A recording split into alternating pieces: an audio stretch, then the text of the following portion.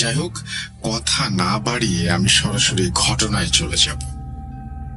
তিনি লিখছেন, সেদিন আয়ার সাহেব অফিসে নিজের কেবিনে বসে একটা ফাইল দেখছিলেন। তখন দুপুর 2:30টার মতো হবে। এমন সময় ওনার পিএ মিস জুলি দরজা নক করে, আসবো স্যার, বলেন। এজো এসো। ফাইলের পাতা উল্টাতে উল্টাতে আয়ার সাহেব বলে ওঠেন। জুলির কেবিনে আসার কয়েক মুহূর্ত কেটে যায় নিস্তব্ধতায়। কোনো আওয়াজ আসছে না। ব্যাপারটা খেয়াল করে আয়ার সাহেব মুখ তুলে জুলি বলতে যাবেন, কিন্তু পরক্ষণেই শিথিল হয়ে বরফের মতো জমে যান। বুকের ওপর তখন কেউ পাথর দিয়ে রেখেছে। তিনি যা দেখেন তা কল্পনাতীত। তিনি কখনো হয়তো সেটা ভাবতেও পারেননি। এ যেন এক সাক্ষাৎ পিশাচিনী। জুলির চুলগুলো সব ছাড়া, তার মাঝে অসংখ্য ছোট বড় কালো সাপ কিলবিল করছে। চোখের গহ্বরে মণির পরিবর্তে আগুন জ্বলছে। মুখে ও হাতে অসংখ্য কাটা দাগ, যেন তৎক্ষণাৎ কেউ কেটেছে, যা দিয়ে তাজা রক্ত মাটিতে চুইয়ে চুইয়ে পড়ছে। পরনে কালো শাড়ি ছেঁড়া, এবং সে এক বিভীষিকাময় দৃশ্য। এক বিভৎস পৈশাচিক হাসি দিয়ে জুলিরূপী সেই পিশাচিনী প্রায় 8-9 ফুট দূরত্ব থেকে হাত ও নখ ধীরে ধীরে লম্বা করে আয়ার সাহেবের দিকে যেন এগিয়ে আসতে থাকলেন এবং বলতে থাকলেন যে আমার অনেক ক্ষুধা, এবং তিনি তারপরে আরো অনেক কিছুই বলে, এবং হাতের নখগুলো বা হাতটা কেবল তার বুক ছুঁই ছুঁই। এমন সময় তিনি জ্ঞান হারান। ঘটনার সূত্রপাত এখান থেকেই। 2016 অক্টোবর মাস। ঘটনার দিন থেকে প্রায় 4 সপ্তাহ আগে বিয়ে হয় এবং বছর প্রায় 30 বছরের আয়ার সাহেবের নাম কৃষ্ণমূর্তি আয়ার। উটির একজন নামী হোটেল ব্যবসায়ী সূর্য নারায়ণ আয়ার সাহেবের একমাত্র ছেলে কৃষ্ণমূর্তি আয়ার। তাই বিয়েটাও হয় ধুমধাম করে। বাড়ি থেকেই দেখাশোনা করে বিয়ে দেয়া হয়। স্ত্রী চঞ্চলা মাধবন বছর 26-এর এক সুন্দরী রমণী। সেও উটি শহরের এক প্রতিপত্তিশীল সরকারি অফিসারের একমাত্র মেয়ে। বিয়ের পর ইউরোপে হানিমুন। ফিরে এসে অফিসে জয়েন করার প্রথম দিনেই এই বিভৎস পৈশাচিক ঘটনাটি ঘটে। জ্ঞান ফিরতে আয়ার সাহেব নিজেকে ঘরে নিজের বিছানায় আবিষ্কার করেন।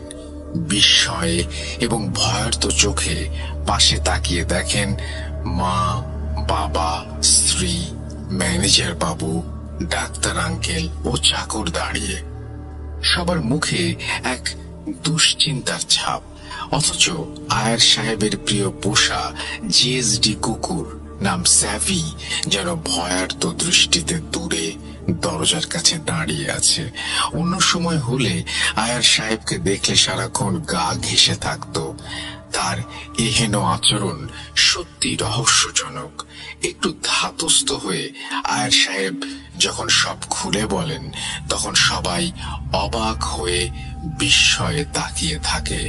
কয়েক মুহূর্ত পর ওনার বাবা বলেন যে ম্যানেজার পুরো অন্য কথা বলছে। এরপর ম্যানেজার বাবু বলতে লাগলেন এক অন্য আতঙ্কের ঘটনা। জুলি বলল, ও যখন আপনার কেবিনে যায় তখন আপনি উল্টো দিকে মুখ করে বসেছিলেন। ও স্যার স্যার বলে 2-3 বার ডাক দিতে আপনি আচমকা মুখ ঘোরান ওর দিকে। জুলির বর্ণনা অনুযায়ী সে এক ভয়ঙ্কর চেহারা। আপনার চোখ দুটো যেন রক্ত জবার মতো লাল। আপনি হিংস্র পশুর মতো ওকে মারতে উদ্যত হন। সিসিটিভি ফুটেজে তাই দেখাচ্ছে। আতঙ্কে যেন জমে গেছেন আয়ার সাহেব।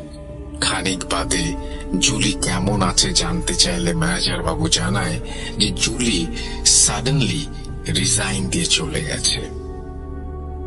এর কয়েকদিন পর তিনি আর অফিসে যান না, সারাক্ষণ বাড়িতেই থাকেন। স্যাভিকে যতবার কাছে টেনেছেন ততবারই স্যাভি ভয়ে ঘেউ ঘেউ করে আওয়াজ তুলে পালিয়ে গেছে। এরপর বন্ধু বান্ধবের উপদেশে কিছু পূজা অর্চনা করার পর সপ্তাহখানেক আর তেমন কিছু হয়নি।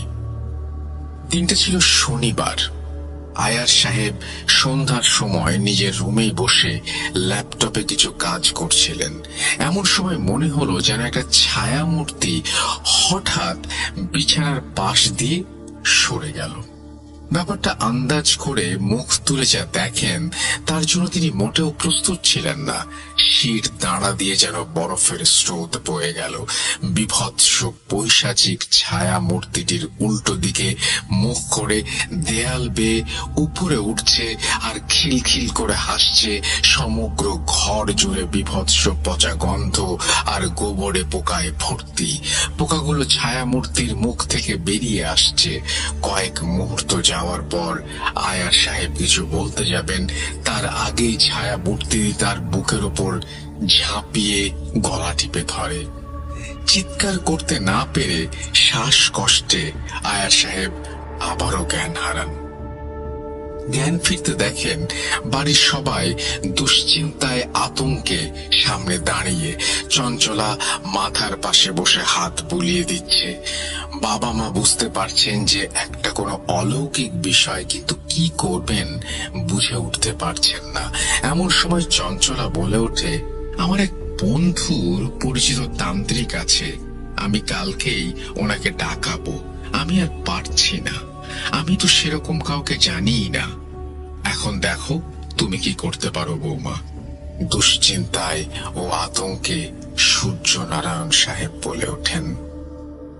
পরদিন চঞ্চলা সন্ধ্যার সময় একজন তান্ত্রিককে নিয়ে আসে। পরনে কালো ধুতি ও পাঞ্জাবি, গলায় হাড়ের মালা, কপালে লাল তিলক, হাতে একটি নরকঙ্কালের মাথার খুলি। বিভৎস দেখতে।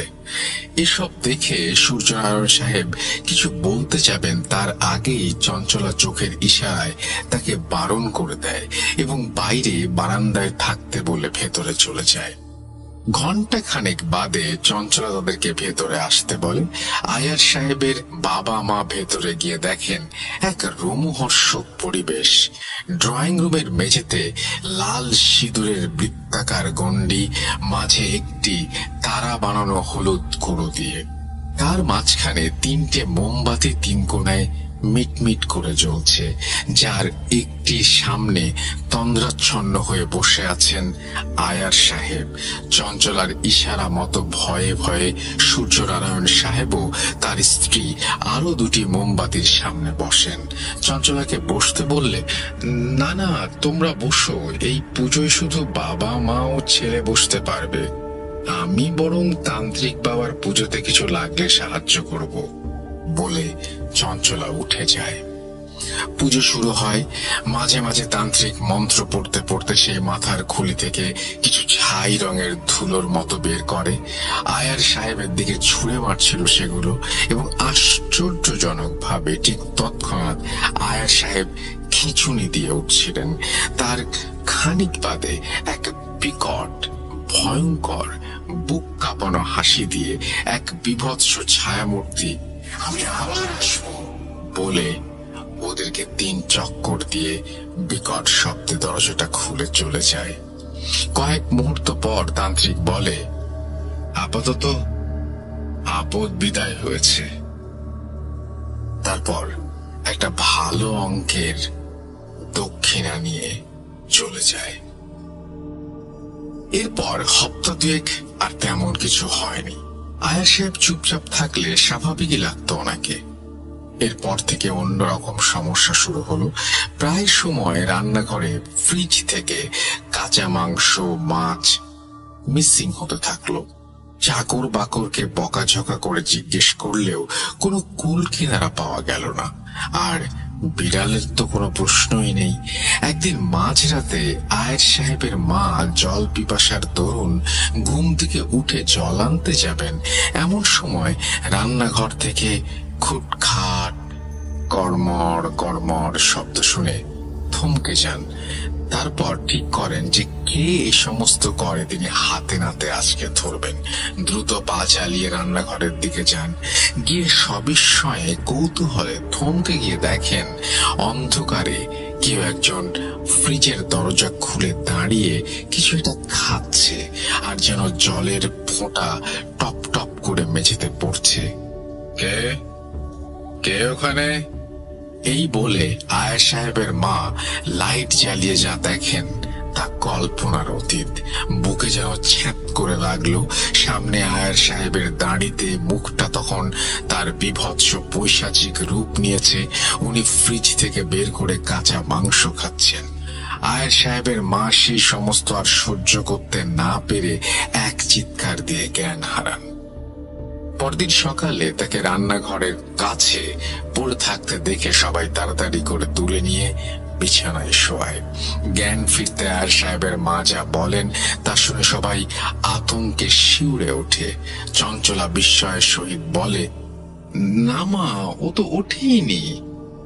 আমি ডক্টর আঙ্কেলের সাথে কথা অনুযায়ী ওকে রাতে ঘুমের ট্যাবলেট দেই, ও তো এখনো ঘুমাচ্ছে।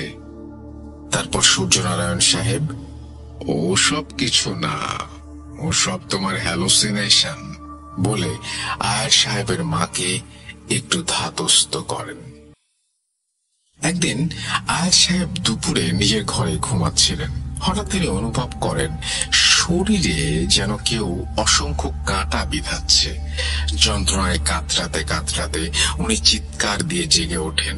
তারপর যা দেখেন তার জন্য তিনি মোটেও প্রস্তুত ছিলেন না। তিনি দেখেন হাজার হাজার কালো পাষ্টে হলুদ রঙের শুঁয়োপোকার মতো অথচ সাইজে একটা হাতের তালুর সমান ওনার শরীর থেকে কামড়ে রক্ত শুষে নিচ্ছে। আর জানালার পাশে দাঁড়িয়ে সেই পিশাচিনী বিভৎস কর্কশ আওয়াজে হাসছে আর এক একটা করে পোকা ধরে খাচ্ছে। পোকাগুলোকে দাঁত দিয়ে কাটার সময় একটা বিশ্রী রকমের শব্দ তৈরি হচ্ছে এবং কালচে রক্ত ফিঙ্কি দিয়ে ওটার শরীরে এসে পড়ছে। এসব আর তিনি সহ্য করতে না পেরে চিৎকার দিয়ে ওঠেন। চিৎকার শুনে সঙ্গে সঙ্গে বাবা মা চঞ্চলা ছুটে আসে। আয়ের সাহেবকে দেখে তারা আতঙ্কে শিউরে ওঠে। সমস্ত শরীর জুড়ে লাল লাল ছোপ ছোপ দাগ। এরপর আয়ের সাহেব যা বলেন তা ওনারা কেউ বিশ্বাস করতে পারেন না। কিন্তু এই লাল দাগগুলো, ও কিছু না মা, হয়তো কোনো পিঁপড়ের দল হঠাৎই ঘরে ঢুকে পড়েছিল খাবারের সন্ধানে, ওরাই এটা ঘটিয়েছে। এই যে এই দেখুন দেয়ালে পিঁপড়ার শাড়ি। পরিস্থিতি সামাল দিতে ড্রয়ার থেকে একটা ফার্স্ট এড বক্স বের করে চঞ্চলা বলে ওঠে, কিন্তু সত্যিটা হয়তো সেও বুঝেছিল। তারপর থেকে পরিস্থিতি আরো খারাপতর হতে লাগলো। ডিসেম্বর মাস, বড়দিনের 2-3 দিন আগের ঘটনা। বিকেলের ঠান্ডা মেঠো রোদ পোয়াতে পোয়াতে বারান্দায় বসে কফি খাচ্ছিলেন আয়ের সাহেবের বাবা মা। এমন সময় সিঁড়ি ঘর থেকে স্যাভির প্রথমে চিৎকার ও পরে করুণ কান্নার স্বর শুনে ছুটে যান তারা। এ কি বিভৎস কাণ্ড! এ কি পৈশাচিকতা খোকা! এ কি করছিস তুই? আতঙ্কে দিক বেদিক জ্ঞানহীন হয়ে সূর্যনারায়ণ সাহেব বলে ওঠেন। আয়ের সাহেবের মা সহ্য করতে না পেরে চিৎকার করে অজ্ঞান হয়ে যান। আয়ের সাহেব একটা ধারালো ছুরি দিয়ে স্যাভির গলা কেটে হাতের নখের সাহায্যে চামড়া ও মাংস ছেঁড়ার চেষ্টা করছে, আর হাত থেকে চুইয়ে চুইয়ে যে সমস্ত রক্তগুলো পড়ছিল তা সে খাচ্ছে। বাবা, ও বাবা, এসো, আমরা একসাথে খাই, এসো। সূর্যনারায়ণ সাহেবের আর বুঝতে বাকি রইল না কোন একটা খারাপ পিশাচ তার ছেলেকে ভর করেছে। ভয়ে ও আতঙ্কের সঙ্গে সঙ্গে তিনি চিৎকার দিয়ে দারোয়ানদের ডাকেন। এদিকে চিৎকার শুনে রাগে ফেটে পড়েন আয়ের সাহেব এবং নরখাদক হিংস্র পশুর মতো লাফাতে লাফাতে ওনার দিকে ধেয়ে আসেন। ছুরিটা বাবার গলায় বসাতে যাবেন, তৎক্ষণাৎ দারোয়ান আয়ার সাহেবকে ধরে নেয় এবং কাবু করার সমূহ চেষ্টা করে। চঞ্চলাও ততক্ষণে এসে পড়েছে, শাশুড়ির কাছে বসে যেন ভয়ে কাঠের মতো জমে গেছে। এরপর সবাই ধরাধরি করে নিয়ে একটা রুমে আয়ার সাহেবকে বেঁধে দরজা বন্ধ করে দেয়। এরপর থেকে সারা বাড়িতে একটি কালো ছেঁড়া শাড়ি পরা বিভৎস পৈশাচিক মুখওয়ালা মহিলাকে যখন তখন ঘুরে বেড়াতে দেখা যায়। সমগ্র বাড়ি জুড়ে বিশ্রী পচা গন্ধ, জিনিসপত্র যখন তখন পড়ে ভেঙে যাচ্ছে। মাঝে মাঝে হঠাৎই আয়ার সাহেবের ঘর থেকে নারী পুরুষ মিশ্রিত কণ্ঠস্বর ভেসে আসে, এত ভাবছিস কেন? চিন্তা নেই, প্রথমে তোর ছেলেকে খাবো, তারপর তোদের সবাইকে। এবং কান ফাটানো এক কর্কশ হাসি ভেসে আসতো। যদি কোনো পশু পাখি তাদের ঘরের ত্রিসীমানায় আসতো, তাদের সঙ্গে সঙ্গে মরে যেত।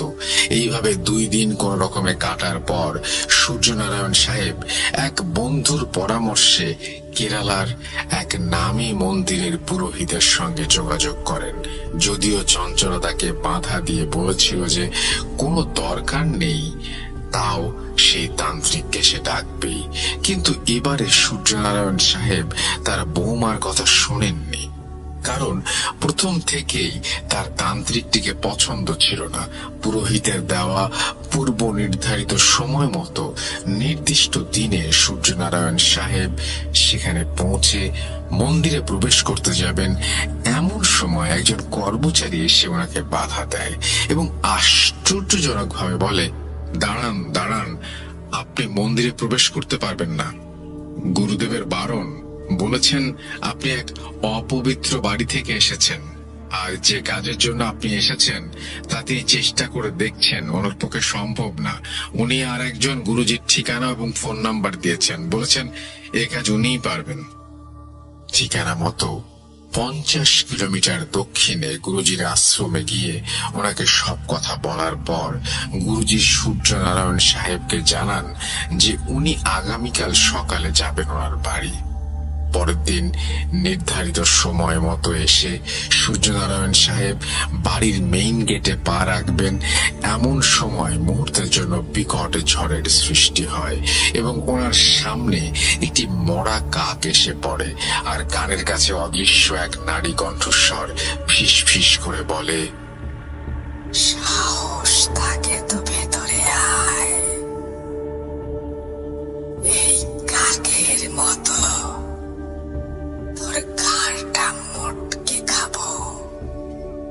গুরুজি পা পিছিয়ে আনেন এবং সূর্যনারায়ণ সাহেবকে কিছু জিনিস সংগ্রহ করতে বলে উনি চলে যান এবং যাওয়ার সময় এও বলে যান যে উনি অমাবস্যার রাতে আসবেন, একটি বিশেষ পূজা করবেন তার এই বাড়ির ভেতর। নির্দিষ্ট দিনে সন্ধ্যার সময় গুরুজি তার শিষ্যকে সঙ্গে নিয়ে আসেন। বাড়ির সীমানায় ঢোকার আগে শিষ্যদের দিয়ে 4টি মন্ত্রপুত ত্রিশূল বাড়ির চারপাশে পুঁতে দেন এবং যেই বাড়ির গেটে প্রবেশ করেন অমনি হুড়মুড়িয়ে ঝড় শুরু হয়।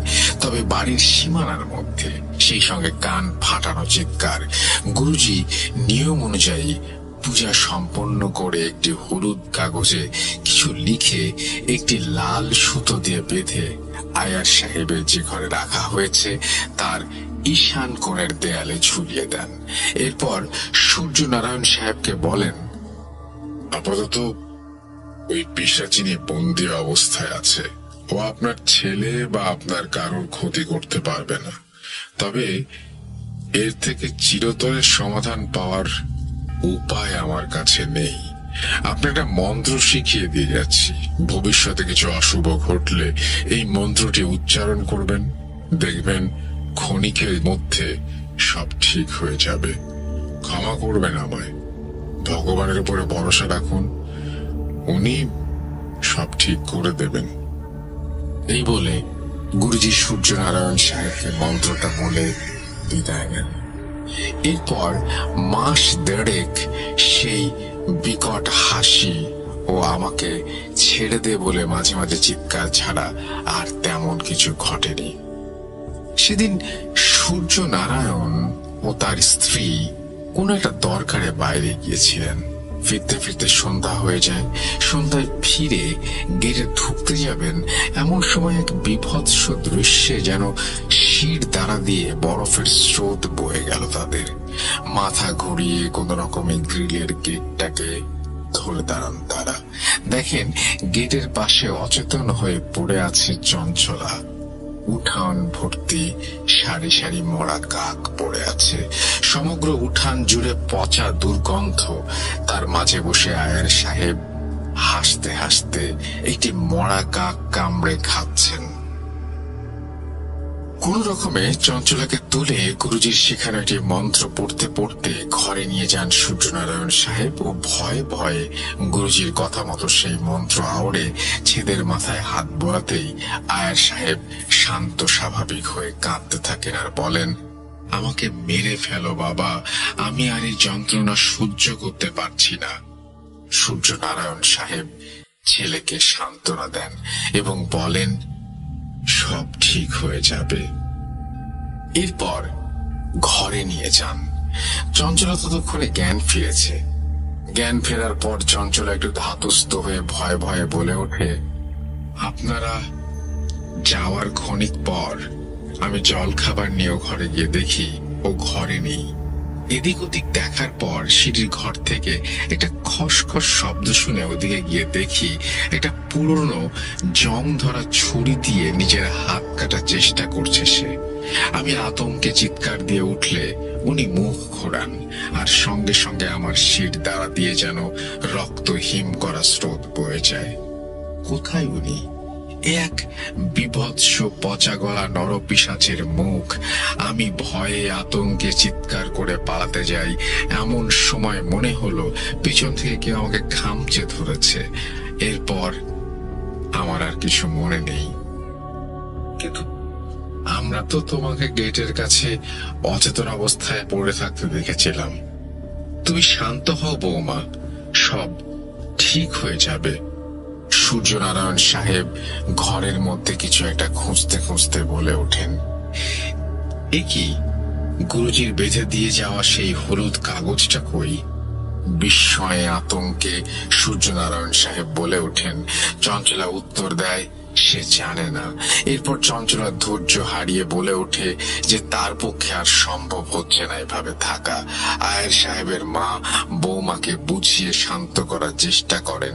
এদিকে সূর্যনারায়ণ সাহেব জানান তার এক দূর সম্পর্কের আত্মীয়ের কাছ থেকে একজন ইমাম সাহেবের সন্ধান পেয়েছেন। ওনার আত্মীয়ের বিশ্বাস উনি হয়তো এর সমাধান করতে পারবেন। কাল যাবেন। বাবা, তার চেয়ে বরং আমি আগে যে তান্ত্রিককে নিয়ে এসেছিলাম তাকে ডাকি। এসব কাজ কোনো ইমামকে দিয়ে হবে না, চঞ্চলা বলে ওঠে। সূর্যনারায়ণ সাহেব বৌমাকে থামিয়ে বলেন, না বৌমা, ওই তান্ত্রিককে আমার একটুও পছন্দ হয়নি। পরদিন সকালে সূর্যনারায়ণ সাহেব সাব্বিরজির কাছে যান।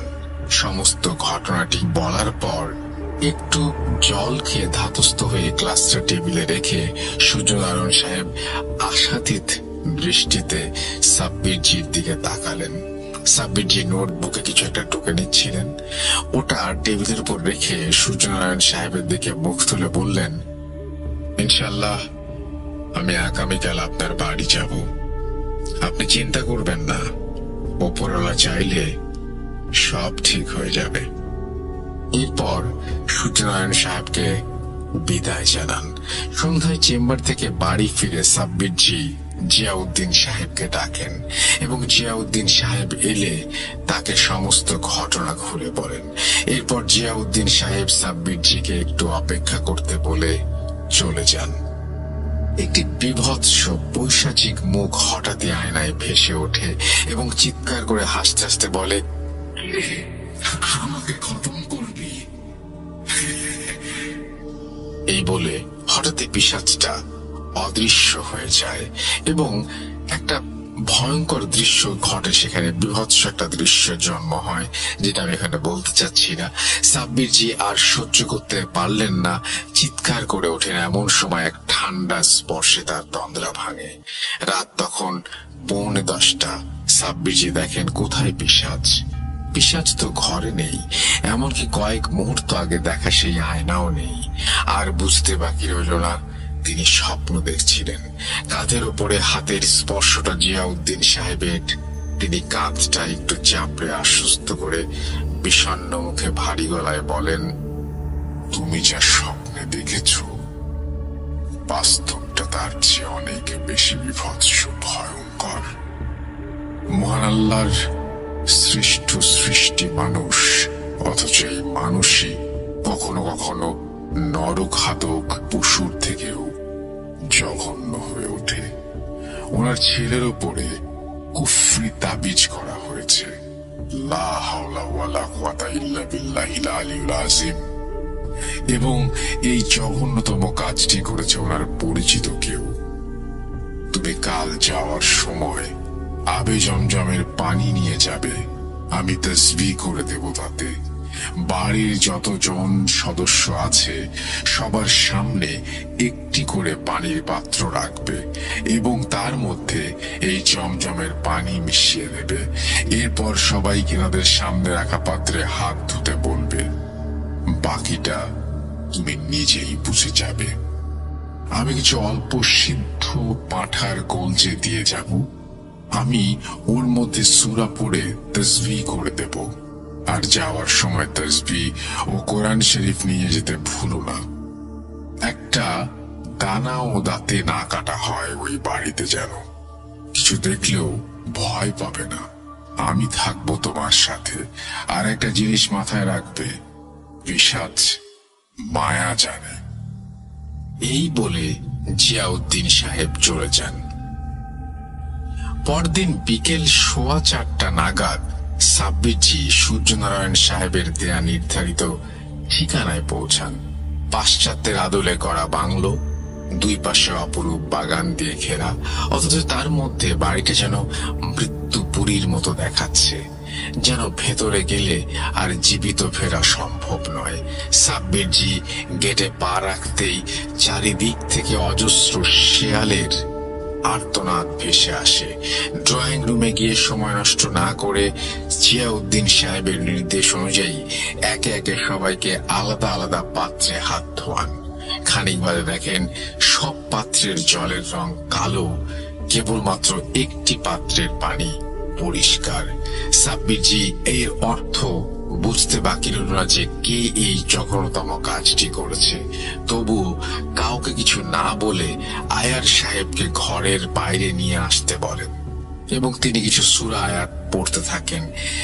এদিকে হঠাৎই আয়ার সাহেব এক বিভৎস ভয়ঙ্কর পৈশাচিক চেহারা নেয়। মুখ দিয়ে তার যেন টপ টপ করে রক্ত পড়ছে। ধীরে ধীরে গত রাতের স্বপ্নে দেখা সেই নরখাদকের পৈশাচী মুখের চেয়ে আরো বিভৎস ভয়ঙ্কর রূপ নিচ্ছে। যেন সদ্য কিছু কাঁচা মাংস খেয়ে এসেছে। চোখগুলো যেন আগুনের গোলা। কর্কশ নারী পুরুষ কণ্ঠে হাসতে হাসতে বলে ওঠে, কে এখানে এসেছিস আমাকে খতম করতে? বুকের ভেতর ছ্যাদ করে লাগে সাব্বিরজির। শির দানা দিয়ে যেন বরফের কুঁচি বয়ে গেল। ভয় ও আতঙ্কে মাথাটা ঘুরে যায়। পড়ে যাচ্ছিলেন এমন সময় একটা ঠান্ডা হাত পেছন থেকে তাকে ধরে ফেলে। পেছন থেকে জিয়াউদ্দিন সাহেব একটা সূরা পড়ে সাব্বিরজিকে ফু দিতে বলেন। ভয় পেও না সাব্বির, বলেছিলাম না ওরা মায়া জানে। আমি আছি, তুমি ওকে সঙ্গে নিয়ে আসা কলিজাগুলো দাও। জিয়াউদ্দিন সাহেবকে শুধুই পিশাচিনি আর সাব্বিরজি দেখতে পাচ্ছিলেন, বাকিরা নয়।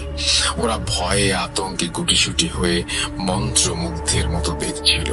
সাব্বিরজি কলজেগুলো বাড়িয়ে দিয়ে গোগ্রাসে খেলো আয়ার সাহেব ডুবি পিশাচিনি। আর তারপর এক করুণ আর্তনাদ ভেসে উঠল। মুখটা জ্বলে যাচ্ছে, কি খাওয়াবি? তুমি ভালো করেই জানো কি খাইয়েছি আর কে আছেন আমার সাথে। ভালোই ভালোই বলে দাও কে পাঠিয়েছে, কেন পাঠিয়েছে তোমাকে। তাসবিহটা সামনের দিকে বাড়িয়ে এবার দৃঢ় কণ্ঠে বলে ওঠেন, সাব্বিরজি খানিকক্ষণ কষ্টে কাতরাতে কাতরাতে সেই পিশাচিনি এবার হাত বাঁকিয়ে ওই ঘরে উপস্থিত থাকা একজনের দিকে আঙুল দেখালো। সবাই সবিস্ময়ে ওর দিকে তাকায়, যদিও সাব্বিরজি সব জানতেন। সূর্যনারায়ণ সাহেব বিস্ময় ও ক্রোধযুক্ত জিজ্ঞাসায় ভয় আতঙ্কে শেষমেশ মুখ খোলে। চঞ্চলা চঞ্চলা অনুশোচনা ভরা কণ্ঠে বলে, আমার ভুল হয়ে গেছে, আমাকে ক্ষমা করবেন। আমি আমার বয়ফ্রেন্ড আমরা মিলে পিশাচ সিদ্ধ তান্ত্রিককে দিয়ে ওর উপরে ব্ল্যাক ম্যাজিক করেছি যাতে ও পাগল হয়ে যায়। আমি কোন রকম সমস্যা ছাড়া ডিভোর্স দিয়ে যেন চলে যেতে পারি। এরপর কাঁদতে কাঁদতে চঞ্চলা ঘরে থাকা একটা চেয়ারে বসে পড়ে। এদিকে জিয়াউদ্দিন সাহেবের জেরায় পিশাচিনী বলে যে চঞ্চলার কাছে একটি পুটলি আছে, যার মধ্যে একটি পাঁঠার মাথা ও কলজের মধ্যে সে বন্দী। এক অমাবস্যার রাতে যজ্ঞ করে তান্ত্রিক পাঁঠা বলি দিয়ে এক বিশেষ পদ্ধতির দ্বারা তাকে এখানে পাঠিয়েছিল। ওটা পেয়ে গেলে সে জীবনের মতো চলে যাবে। এরপর চঞ্চলার কথা অনুযায়ী ছাদে জলের ট্যাঙ্কের পেছন থেকে একটি কালচে লাল কাপড়ের পুটলি পাওয়া যায়।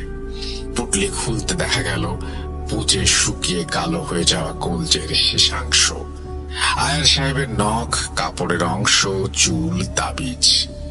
তারপর পুটলিটাকে ঈশান কোণে বাইরে রেখে আসলে এক বিকট বিস্ফোরণ করে হাওয়ায় মিশে যায়। প্রায় 4 মাস পর সেই প্রথম যেন তাকালেন আয়ার সাহেব। এরপর ডাক্তারি চিকিৎসার পর আয়ার সাহেব 1 সপ্তাহের মধ্যে সুস্থ সবল হয়ে ওঠেন। চঞ্চলার সাথে কৃষ্ণমূর্তি আয়ার সাহেবের ডিভোর্স হয়ে যায়। গত জুলাই 2019-এ আয়ার সাহেব আবার বিয়ে করেন। সাব্বিরজির ইআইপি ইনভাইটেশন থাকলেও বিশেষ কারণে বিদেশ যাওয়ার জন্য উনি অ্যাটেন্ড করতে পারেননি।